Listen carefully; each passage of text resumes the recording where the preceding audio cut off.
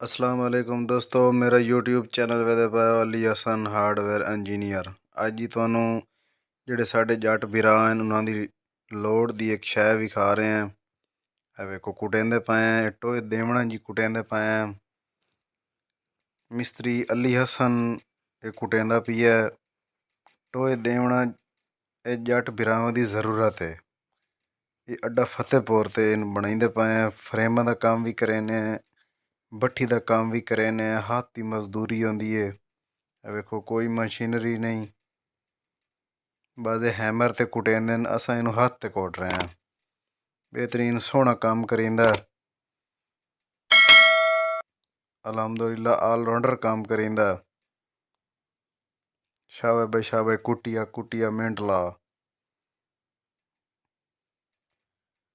जी video अच्छी लगे तो लाइक करना है। ए चाचा साढ़े कोल बनवाइंदा भी है, हसदा खलन है। वीडियो लाइक करना। नेक्स्ट वीडियो से मिलेंगे, तब तक के लिए अल्लाह हाफिज।